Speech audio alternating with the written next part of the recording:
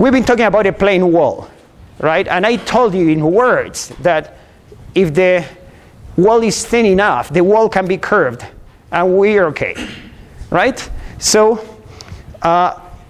what if the wall is not thin enough? So if the wall is not thin enough, let's talk about two geometries that are very common, right? The cylinder and the sphere. Fixed cylinders are common in practice, and this is very common in insulation. This building, if you saw when they were renovating the CME building, is full of pipes like those with this insulation.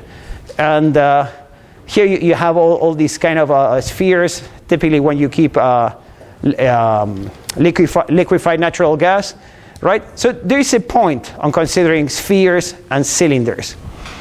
Look, don't need to worry about this, other than you need to understand the parts. You look at these equations like the way you look at a map. You don't look at every little detail. You look at it overall. So this is the equation that Ying derived in front of you on the board, but if she had done it in cylindrical coordinates. You're not going to do that. I know you could because you passed Calc 1 and 2, right? But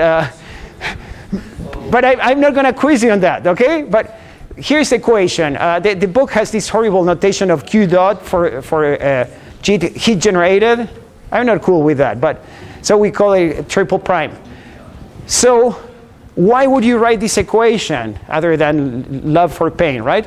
Well, there is a good reason, because this polar angle, right, this phi, if you say that we have radial symmetry, it goes away, right? So this is good for cylinders as long as you have radial symmetry, but often it is the case.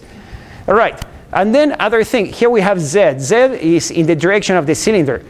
And if the cylinder is long enough and nothing changes inside the cylinder, so we say nothing changes in Z.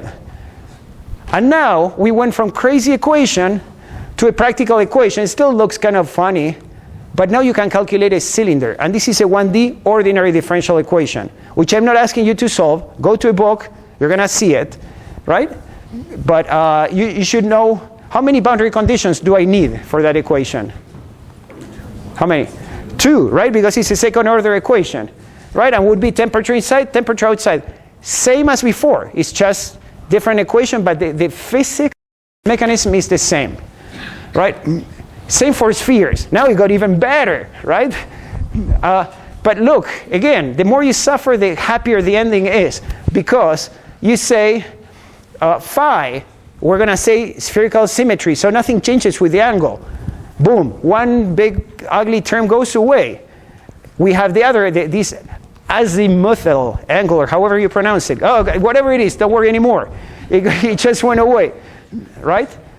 And the equation became an ordinary differential equation, second order degree, so 2 boundary conditions, temperature inside and outside.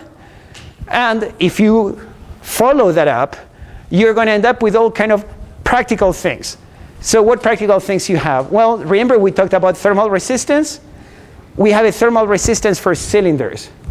That you must know. That you must know how to handle, because it will be in the midterm, right? Same with a sphere. A sphere has a thermal resistance, right? Same as the wall. So now, not only you can calculate the heat loss through a wall, you can calculate the heat loss through a pipe that has heavy insulation. I don't know if you're aware of this, but you can do amazing stuff. Today, you can do real insulated pipes. You don't need to assume it's thin. All you need to do is go to Google and say, what is the thermal conductivity of this insulation? And the suppliers will give it to you, right? And then you can calculate heat rates and heat fluxes, all those things. Same things we did for the plane wall, but you can do it for these interesting geometries. If we use that equation, here is the solution for Q double prime, right, through the wall, right, for a cylinder and for a sphere. We can calculate the heat rate, and based on this we can calculate a thermal resistance. So we have what used to be for a plain wall. Everything here we derived, we did, right? So this one on the board you saw every step.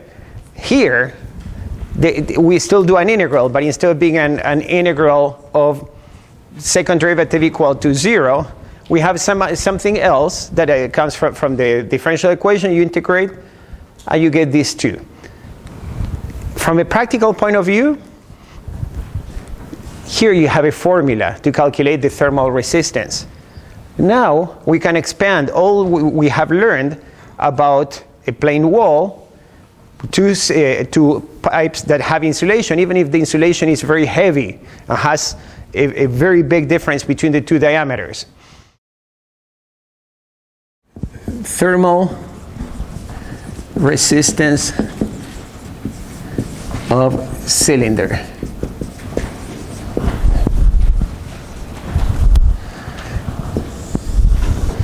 So we would have a cylinder that is fairly long. Let's say it has a length L, has, let's say this is radius R1, radius R2. Let's say here we have TS1, here we have TS2, and here we have some amount of heat that goes by conduction. So this resistance, which I'm going to write now, is the resistance when you have radial symmetry. Right? This would come from solving the ordinary differential equation, but the simplified one in cylindrical coordinates. We would say that the heat that goes by conduction then is TS1 minus TS2 over. This is so cool because without the concept of thermal resistance, you'd be like going crazy trying to figure out what to do and solving integrals and differential equations.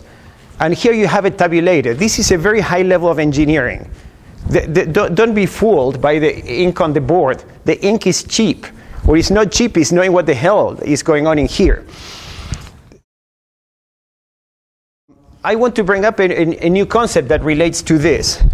So remember when we talked about thermal resistance, for the plain wall we said, okay, how about resistance per unit area? Right?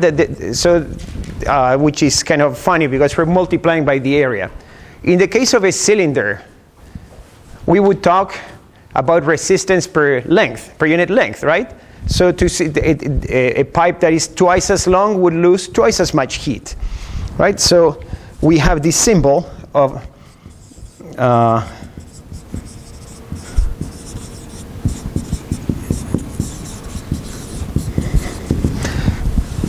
R prime, and the prime means per unit length. But as we know,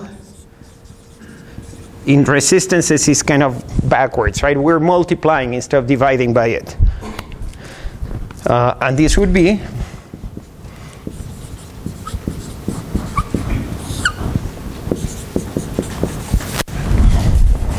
right. So it only matters. It talks about the cross section, the inner and outer radius, and the thermal conductivity of the material.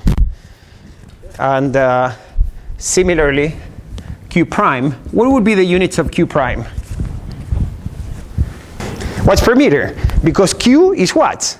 Q prime is watts per meter, like meter of length. And this is Q prime would be then delta T over R prime. Now, a warning here. When we talk about a cylinder, is typically because it's convenient to discuss a cylinder that has this radial symmetry. But a cylinder can exchange heat in other ways too, ways in which you can calculate. For example, we're talking about heat going across the thickness, right? And here you have the formulas. You own it now. What if I were to have this surface here at one temperature and this other surface at the other temperature? What would happen then? And let's say this is insulated. So now the heat goes here. Now it's rectangular coordinates. Now it's pretty much the same as if it was a wall, right? Because if it is flowing in this direction, the section is always the same, the cross section. That is much like a wall. You follow it? Yeah, the wall is a little bit long and a little bit short, right? But if I don't have a heat that is radial, it's the same thing. So the reason I bring this up is these formulas are for this geometry and these boundary conditions. The same geometry with different boundary conditions is a different story. Okay, in this problem here that has radial symmetry, we're saying that TS1, that is the temperature in the inner diameter, is the same through the whole length. And outer, the same through the whole length. I mean, you do that, which, by the way, is the case of heat exchangers, pretty much. This is a formula. But if instead, this end is hot, that other end is cold, then the heat transfer would be in this longitudinal direction. You follow what I'm saying? What I'm trying to say is what things look like is only half of the problem. How you put the temperature, how you put the heat is the other part of the problem, right? And typically, cylinders will have this type of boundary condition, but not always. So please know that there are two things going on. All right, so now for a sphere, so we have, if you were to integrate the differential equation,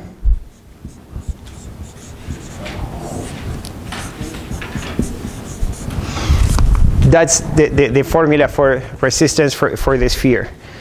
Okay, like this would be R1, and this would be R2.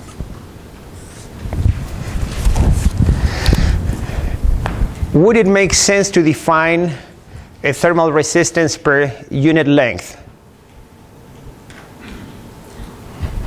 No, a sphere, that's what it is, right? But a pipe, by the way, when we say that in the pipe, this formula assumed that in the longitudinal axis nothing was changing, right? That's the case of very long pipes, because otherwise the edge effect cause a significant problem. So in a pipe, if it is long, actually you typically care what's going on per meter of pipe.